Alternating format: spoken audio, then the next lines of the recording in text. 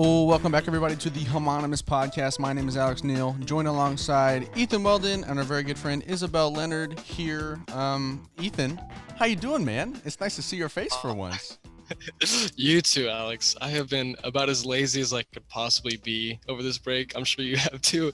But it's been nice. I'm honestly kind of enjoying it. Just not doing something. Cool. It's like the act of doing nothing, you know? Yeah, no, I feel you there. So, How about you?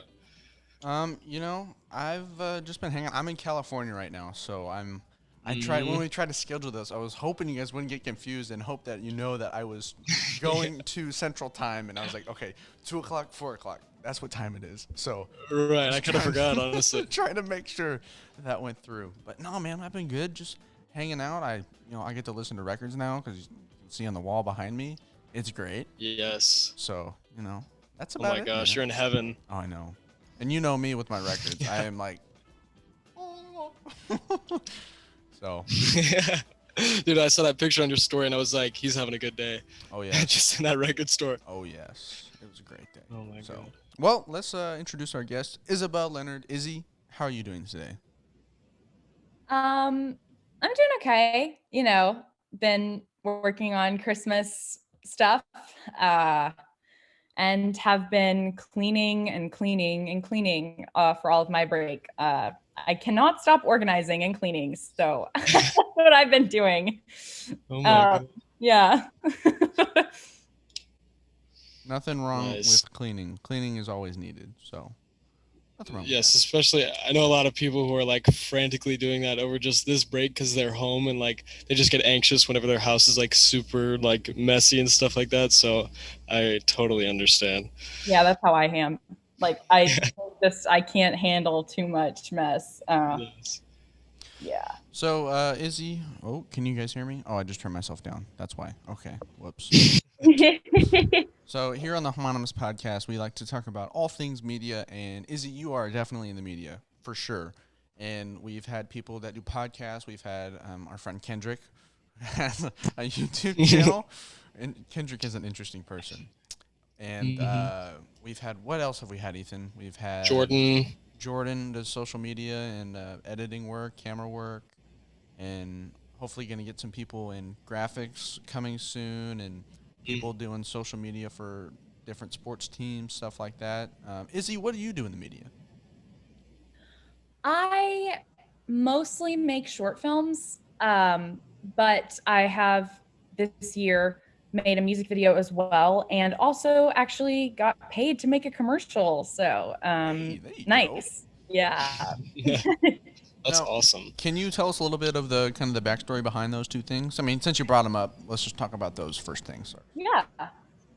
Okay, the music video, there's a film festival for high schoolers called All American High School Film Festival. And you can still compete in it if you are a freshman in college. So basically, my audiovisual teacher, Deanna Duncan, is kind of started.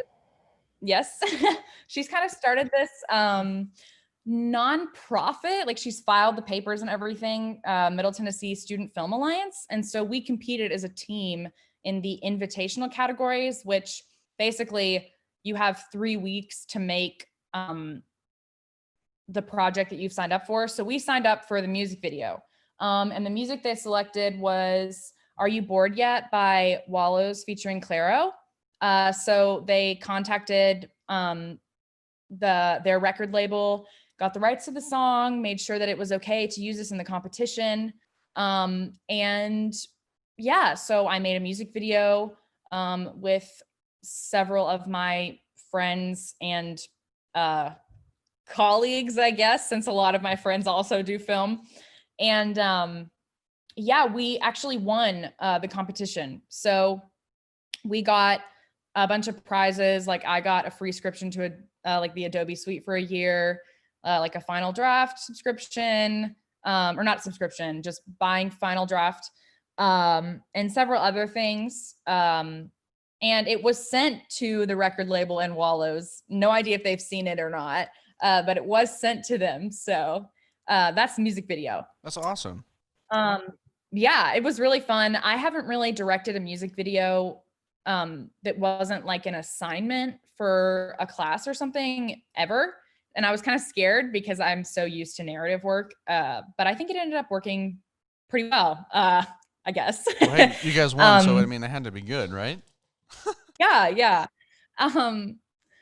And the commercial was a commercial for the Vanderbilt Hospital, Vanderbilt Hospice and Palliative Care Fellowship Program. So because no one's actually visiting their site, they're having to advertise their fellowship program to potential fellows. And so I made a video that several videos for them that were just kind of like, commercial work. So it was nice. And I actually got paid for it. And I got paid pretty good. So it was solid. Yeah, nothing wrong with that. And so you do a lot of that kind of stuff. So like short films, and you've just been getting into the commercial area and that kind of stuff. And we know our friend Dakota Russ has done his fair share of commercials through the internship that we're a part of. But Ethan has made his own documentary. His own, was it 50-something minutes long documentary? Do you want to explain? It's like 45 or something like that. But yeah, so that's why I was like, oh, she would be a great guest, because I've actually kind of tried to do some of this work on my own as well. And I have, some friends that I had in my broadcast class who were applying to USC and things like that. So I've always kind of been involved in things in that space as well. I actively pursue like freelance videography clients and things like that regularly. So I was like, oh, this is perfect. Like we could talk about stuff probably all day. So yeah, my documentary was about, I don't know if you've ever done documentary work, but I highly recommend it. It was a super fun experience. But it's about like basically a nonprofit boxing gym that helps at-risk youth in my hometown and things like that. So it was really fun to work on. So I would love to share it with you if you want to share me some of your stuff as well, because yeah, I think we definitely have a lot to talk about. So just to ask you, how did you get started in this kind of stuff with, like getting into the USC Film School, one of the most prestigious film schools in the nation, is not exactly something that someone can just really waltz into. So that must have taken a lot of, time and dedication and things like that. So how did you get your start in that sort of stuff?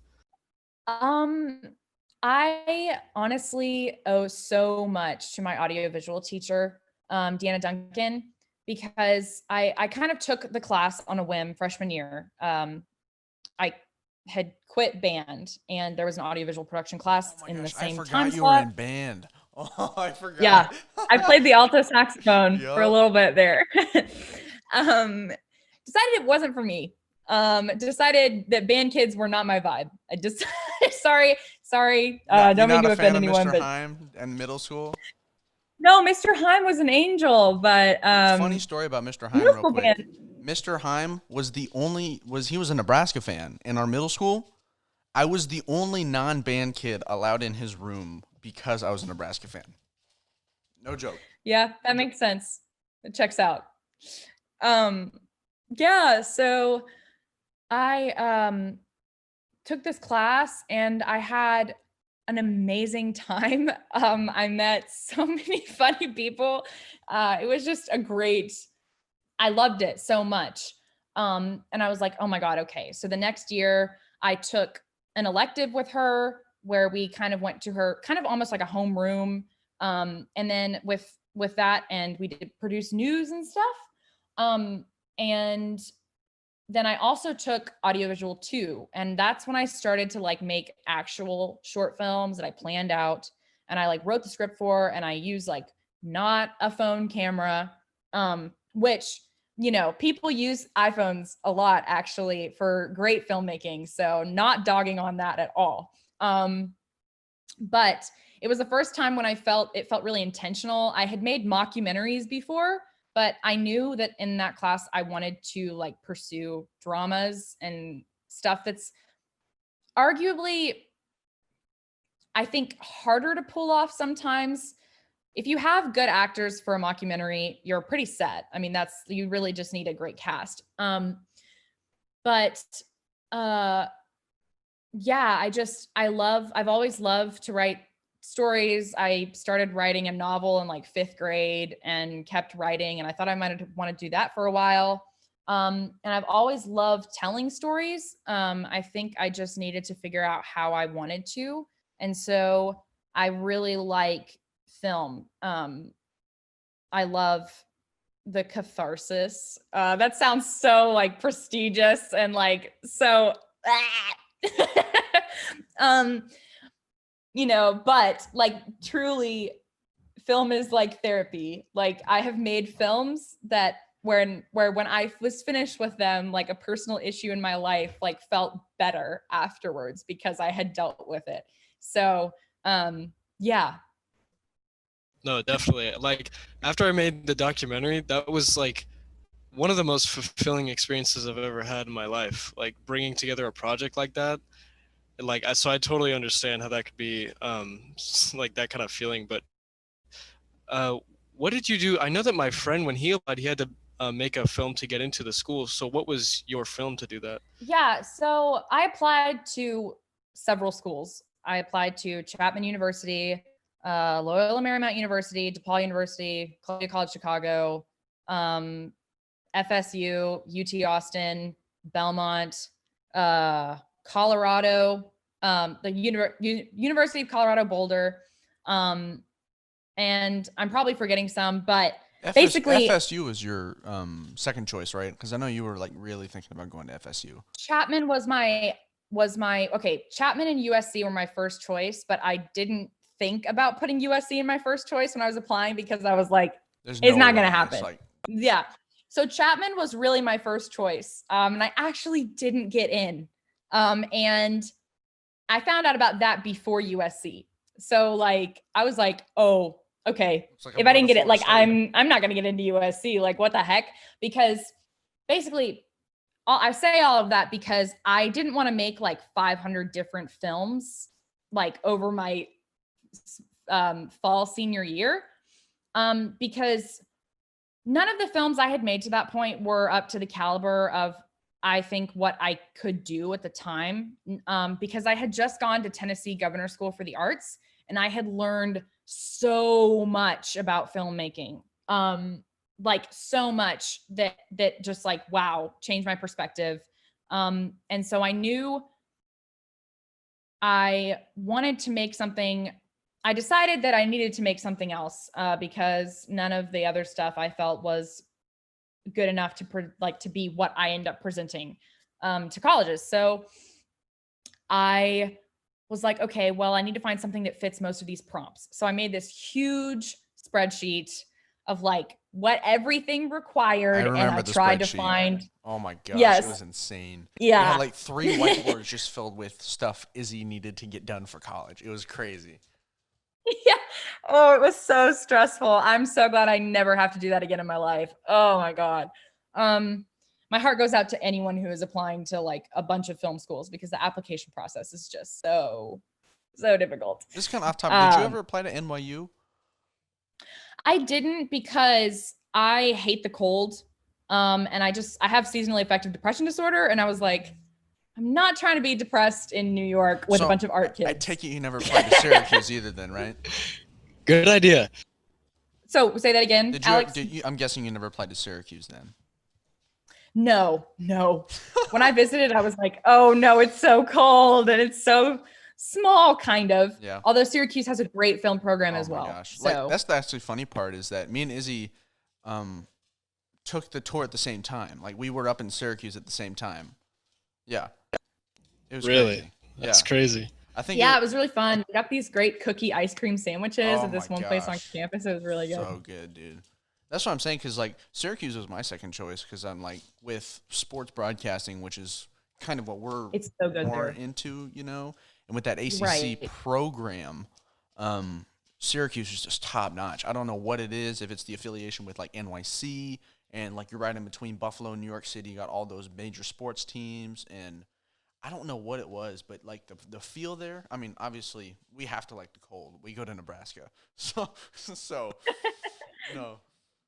I always thought about it like, you know, I think in the future, if I wanted to get a master's, I could go to Syracuse, but it's like, you don't need a master's in broadcasting. I mean, like, Come on.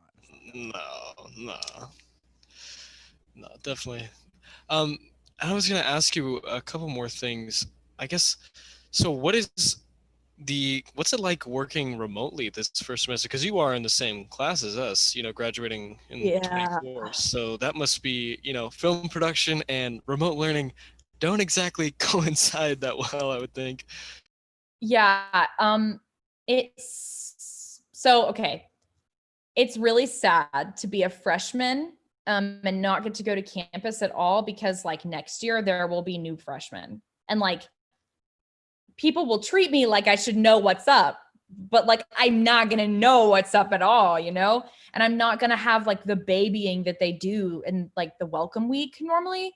Like, I'm not going to have those like programs specifically for freshmen, or I hope USC kind of will redo those in some way, like, but like most people won't be in dorms. Like most sophomores aren't on campus dorms. So there's not an easy way to meet other people in my class. Anyway, so I worry about that all the time, but I will say I would rather be a freshman than anything else because freshmen in USC don't take a lot of physical production courses where you're needing to touch like real expensive equipment.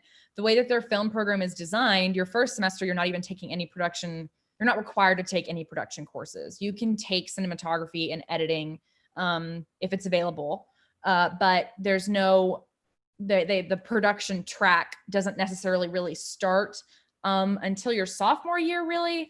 However, there is a class next semester I'm taking that it's called lateralization of the filmmaking process or something like that. I don't know what it means, but I know that it's just production students. It's just for production students. What was it called again? And just so you guys know, What was the name of the class again?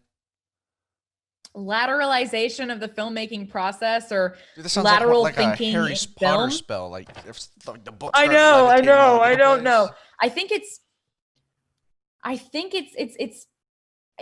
believe we're going to be making something like every week, like just with our That's films. really cool. That's pretty cool. It's like, yeah. And then we present it to different people.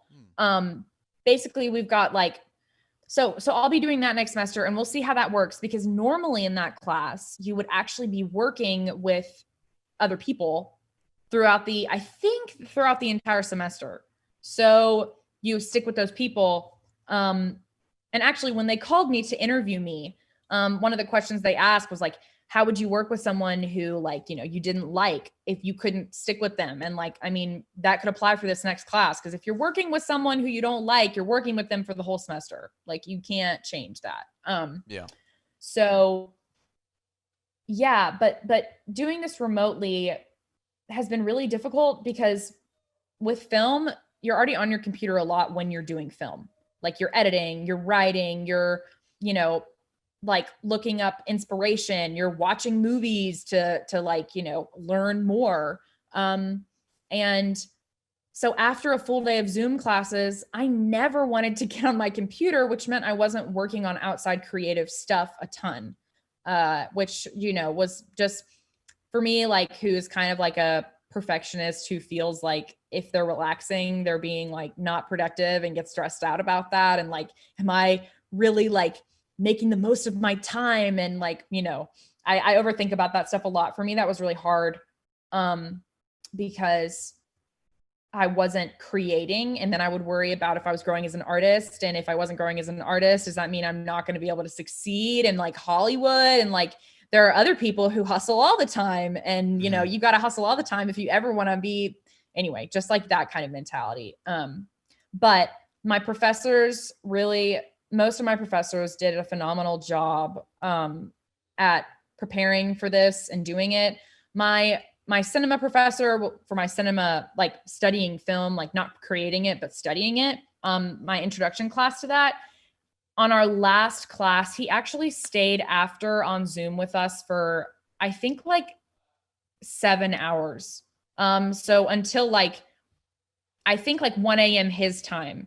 So like that's dedication. And we were just an intro class. Like we were not like, you know, these juniors that he had been like teaching for however long.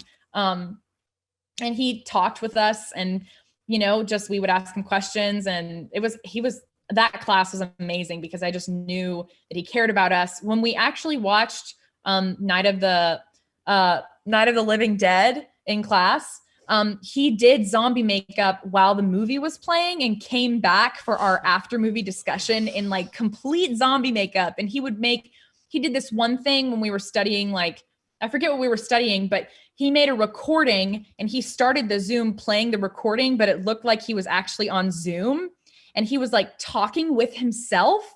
And like, I was blown away. All of us were like, whoa, what the heck? So he just did stuff like that all the time to make it more interesting for us. So it was sucky, but like my professors were not the reason for that. Like it was really just like, it sucked, but I'm thankful for what my professors did is what I'm trying to say, I think.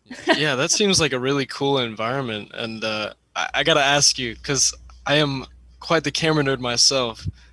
What kind of cameras do they have there to work with? He's got like all these old school cameras on his desk. He's got like 6 of them, and they're just like on display for everyone to see. Oh my gosh! Wait, what kind of cameras? I want to know. They're all like 35 millimeter like film cameras, but like old school. I wish I had. Cool. Yeah, I just started recently getting into like shooting film. I just shoot like a point and shoot. I tried to do my first roll of film on like an SLR, and I sent it to the lab, and they were like, it was blank. And I was like, no. So it didn't really work out, but I'm currently borrowing my roommate's, who is our friend. He actually works with the football team, and he travels with them and makes, you know, their kind of all their hype videos and edits a bunch of different videos like that. I'm borrowing his Sony a7 III, but I usually would have a Canon M50. So it's kind of just the mirrorless stuff really is what I do. But what have you shot on? I want a mirrorless so bad, dude. The Sony a7 III, like I wish I had that. So okay, I own a Canon 70D, and I've used it before. Honestly, like lighting matters so much more. Like if you're shooting narrative, lighting matters so much more. Like if your shot is well lit, like you can have whatever camera you want. And if your ISO isn't like, you know, most DSLRs, you can't go over like if you go above 400, like, no, just don't even try that. You know, 100 is a good spot to be at. So if your lighting is right, like that's fine and stuff, but sometimes you want to shoot stuff in low light, and that's tough. Yeah, that's kind of our motto here, because we helped out with a shoot for lighting, and that's our diffuse. That's our motto, is diffuse, diffuse, diffuse. Yeah, you would have really liked that. That was really funny. They were basically just holding up a big like soft just diffuser, like sheet. Just this whole team of like like 3 people just walking around there, go diffuse, and just like move it around wherever they needed it. It was so funny. I was actually the gaffer for my friend Ellie's first. For those of you, gaffer is the lighting person. Just so you know, for those of you in the listening that might not know, a gaffer is a lighting person.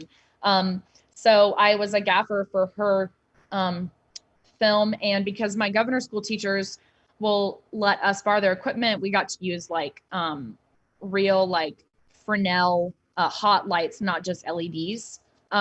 So those are always wicked. Got some solid like 1Ks, some 650s. Anyways, it was cool. It was set at a prom, so I also got to use fun colors, which is always great. But yeah, so I mean, camera-wise at USC, like once you get your senior thesis, like once you're at the senior thesis level, like you kind of can get, like you have a budget. So if they don't have it, you can rent it. But I'm pretty sure I could actually, let me look up because I'm not completely sure. They definitely probably have Reds, probably have like the RE Alexa thingy-mabobbers. They've got, let me look. I've heard rumors that they do have some like literally industry standard type stuff there, which is crazy. Well, no, yeah, that's their whole thing. Their whole thing is like everything is industry standard. So everything they do is industry standard. Like if you want to like learn how to make if you want to learn how to make commercial film, you go to USC. If you want to learn how to make like art house stuff, you usually go to NYU. But I've seen several films that have come out of USC that are very like, not like, I think people always think that like USC is teaching you like cash grab film, but that's really not, like, my professors have not been teaching me like that so far. Like when it comes to film too, you gotta pay the bills, and that's like, Yeah. everyone likes what they do when they're in this field, but it's also a matter of like, okay, there are businesses that need our skills, so it's like we gotta like make money, because it's all fun making these short films and documentaries and things like that, but I lost money doing that, so it's kind of like at some point you got to be like, all right, let's pay the rent. Yeah, that's kind of the thing. Would mainstream be a better word than like cash grab, like mainstream film? Even mainstream film, like, you've got to market it right. Yeah. Like, you can market a mainstream film wrong. So, oh yes. Yeah. So, I would say, I wouldn't call it mainstream because they've got a lot of weird stuff that comes out of their program, but they're definitely there's a major there that is half in the cinematic arts school and half in the business school. And I actually have a friend from Tennessee who's in this, but it's called the business of cinematic arts. So half your classes are in the film school and half your classes are in the business school. And it's basically like, you can learn all about the industry stuff like there. They definitely aren't just teaching you film, they're teaching you the industry too. That's like a big drawing point. That's huge. Yeah. Because if no one wants to watch the movie, it's like no one's, you're not going to make any money off of it. That's something that I think happened with one of my favorite movies, which is Drive, with Ryan Gosling. Fantastic I think it was directed movie by Nicholas Winding Refn. So good. You've seen it? Yeah. Oh, it's amazing. And it flopped because like they didn't know what to do with it, because it's kind of like a weird movie. So they just were like, it's like an action movie. Like, oh, it's so exciting and totally not like weird. And then people go to the theaters and they watch it and they're like, what the hell is this? And then they leave bad reviews. Yes. And it's like they're scared to market it as like an indie kind of weird thing because they think no one will see it. But then people do end up seeing it, and then they just don't like it because they were misled. It's like those movies that that come out and they're not box office movies, they're after releases, and that's when they get popular. Like all of the Whiplash is a good example. Like sucked, like nobody saw it, but it blew up when it came out on DVD and on streaming and stuff like that. So I think there's a stigma for those types of like indie films are definitely more known for blowing up after they come out. When people are scared to take a chance on it because they don't want to spend $20 to go see a movie. But if it's on Netflix, like sure, it's no harm, no foul. Yeah, so. that also happens with like a show was live originally, and then they release a few seasons of it after canceling it on Netflix, and then it gets renewed. Like that happened with You, the TV show on Netflix. It was canceled, and then it got picked up again. That's when it really blew up too. Yeah. Yeah. And speaking of lighting and stuff like that, Drive has some fantastic like color grading and lighting. Like, oh my god. Yeah, they do. It definitely does. It's insane. Man, speaking of which, I don't know if we should jump into this, but I mean, of all the people to ask what their favorite movie is, this might be the like, I'm sure she's got a list as long as a CVS receipt. So it's like, it's actually kind of funny because we got breakfast, what was it, like last week, 2 weeks, a week and a half ago or something like that? And we were actually talking about this. You need to get Letterboxd. Like, you have to get it. Do you have it yet? I think I followed the Twitter account. Okay. It's like a parody account. It posts like the funniest things about Letterboxd. Yeah, so that Twitter account is phenomenal. But it's so helpful because I get stressed out about so many things, but I get stressed out about like how many movies I watch, and like, because now that I'm like majoring in film, like the fact that I haven't seen The Godfather or like Casablanca Same. Or like Citizen Kane or like the Star Wars trilogy or like Izzy.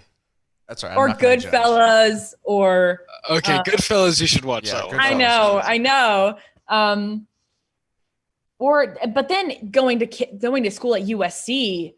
Oh my God, they've seen so many movies. These kids have seen so many movies. It's so crazy. I'm sure they give you a ton of stuff. They're like, you haven't seen this? And you're like, well, actually, I was pleasantly surprised because they like make fun of themselves. Like they make fun of film kids all the time. that's good to hear. Yeah. No one has been like, oh, you haven't seen this. They've really, everyone just like, I don't know. Everyone generally, I mean, we're not in person yet, so like, who knows what's going to happen then? But everyone generally just kind of respects. Like, I love Legally Blonde, and I would say that in front of anyone. I do not care. It's a great movie. Everyone should go see it. It definitely, yeah. I mean, I don't know. It's definitely very overwhelming. And just starting to like get into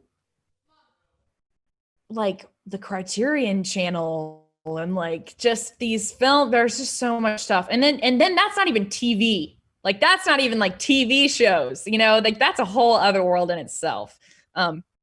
So it's just kind of crazy.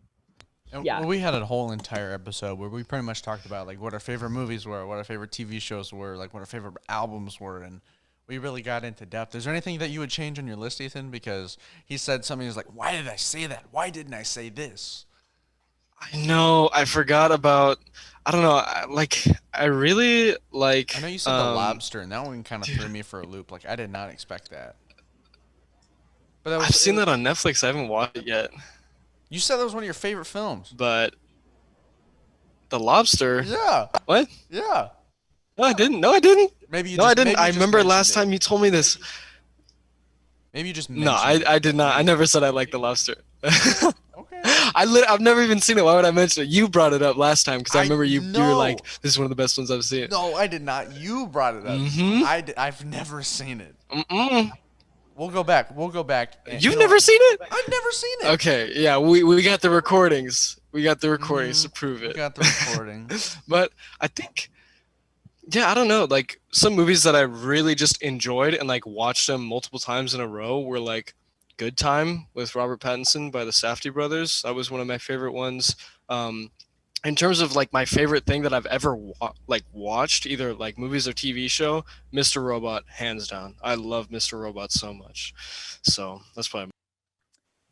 My favorite movie changes all the time. It's a loaded question. Yeah, I'll see a new movie and I'll be like, oh my God, that's my favorite movie. And then I'll watch a movie I've already seen. I'll be like, no, that's my favorite movie again. So right now it's, like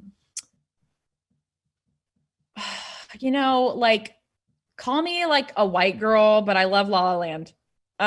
Just Nothing for me. Wrong with that. It's a great movie. I know. Well, no, people at USC do kind of make fun of people who love La La Land. They're like, it's just kind of like, I don't know what it is exactly, but I guess it was the way that it was treated as so like almost miraculous and so like new and original. And they were like, this story has been told before. For me though, I haven't seen a film that told it this way. I'm terrified of like falling in love with another ambitious person. And hold on, give me a second. Sorry.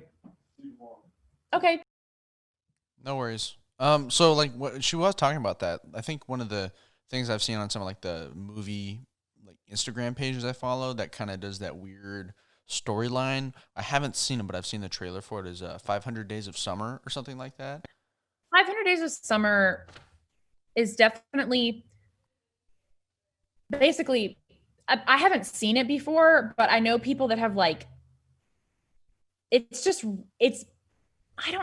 can't say anything about it, but my impression of it is that it's pretty different. I haven't seen it yet. I just figured because it was like what actually happened versus what they thought happened, that kind of perspective. Yeah. I think for me, so I'm just really scared of like falling in love with another really ambitious person and like loving them, but like it's just not going to work out because of like you're both going to go after your career because like your career comes first. And that's so scary. So Yes. that is something that like I dread, like keeps me up at night. And so seeing that happen on screen in such a beautiful way with two very beautiful people, like, don't even get me started on Emma Stone and Ryan Gosling. Mhm. So, and they're singing, and at the same time, she's also questioning whether like she can actually do this or not. And like in Hollywood, and like, you know, that's kind of like, you know, I want to be a filmmaker in Hollywood, and I'm going to be told no a million times before I'm told yes. And the music is just phenomenal. Like the jazz they play, Yes. it's Oh my God, amazing. it's so good. Anyway, yeah. So just, I think I cried. I cried from the Fools Who Dream. That's that song, all the way through the end, through the credits, in the car, and then I think for like an hour and a half after I got home. I might need to watch this. I've been meaning to watch this since it came out, It's really but good. I never got around to it. It's so good, yes. It's just, I mean, cathartic for me at least. Yeah. And it's beautiful, and the director's really intentional. From what I understand, like every riff in the songs like means he did it purposefully. Everything, like there are certain shots that look like it's green screen, but they actually just lit it so it would look like green screen, so it would look fake because he wanted like the Hollywood fakeness. So yeah, I love that movie. Even though I've only seen it twice because I'm so scared to watch it because of how sad it makes me. And then Parasite, like, why should anyone, like, literally after seeing that film, I was like, no one needs to make movies anymore. Like, what's the point? Like, what are we even doing? Like, what's the point?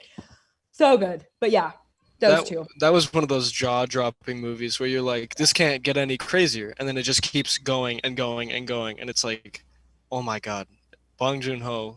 I'm glad that movie got the recognition, especially like a foreign film. You don't really see that happening that much, so that was kind of cool. Yeah, no, that was amazing. It was the first foreign film to win Best picture. Yeah. All right, let's switch gears a little bit. Let's talk about some of your like. You talked about some of the films you made.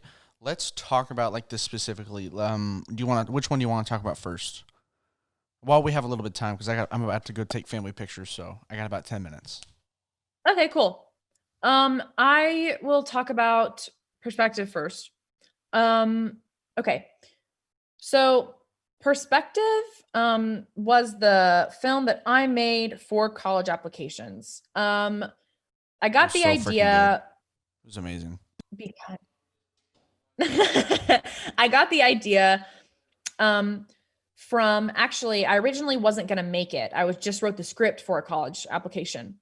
I wrote the script based on one of FSU's prompts, which was a robber breaks into a house. There's a little girl inside. That was the prompt. And so you were supposed to write a script for that. So I wrote a script. I basically was like, okay, how do I be creative about this? Okay, I'll set it in a different time period. And so I set it in 1940s Warsaw, Poland.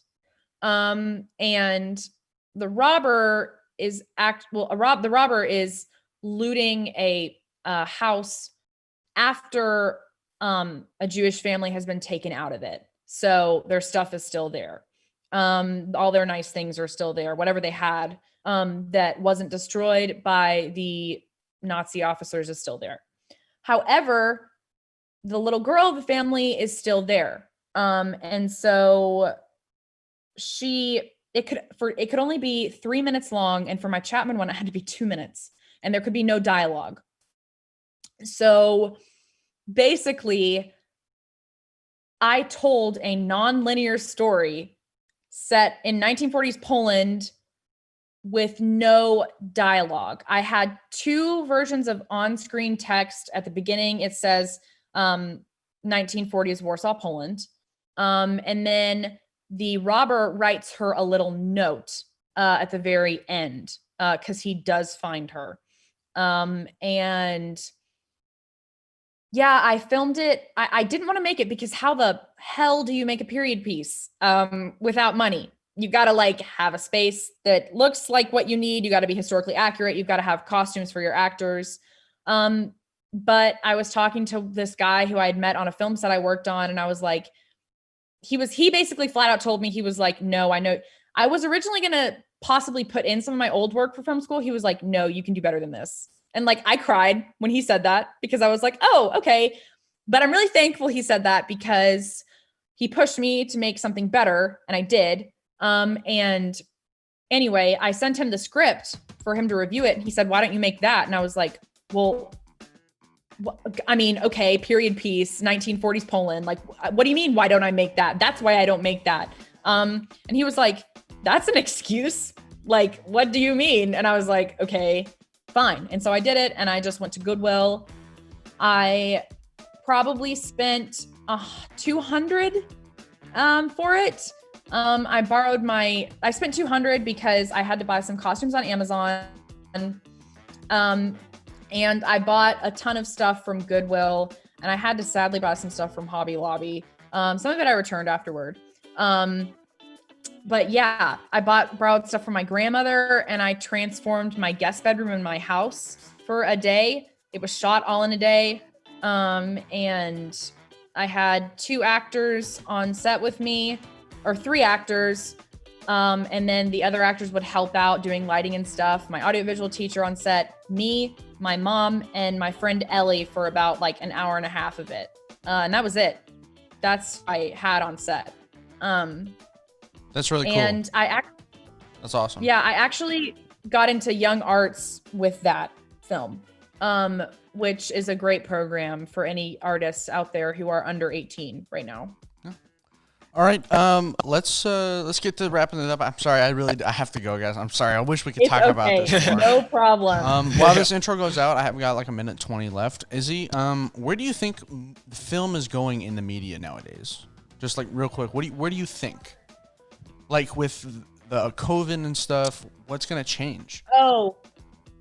I think there are going to be a lot less people on set now that they know they don't have to have that many people on set. Yeah, Tom Cruise would know much about that.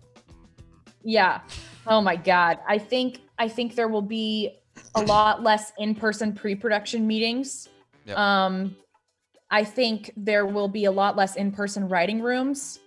I think more distant. That yes, just more distant, even though that makes me really sad. I don't like that. But even in that, you're gonna like have to figure out stories that are set in our world are now gonna have to decide if COVID was a part of our world or not. Gotcha. In the world that we're in. Awesome. Which is interesting to me. Yeah. So yeah. Awesome. Izzy, thank you so much. Ethan, anything else? Nope.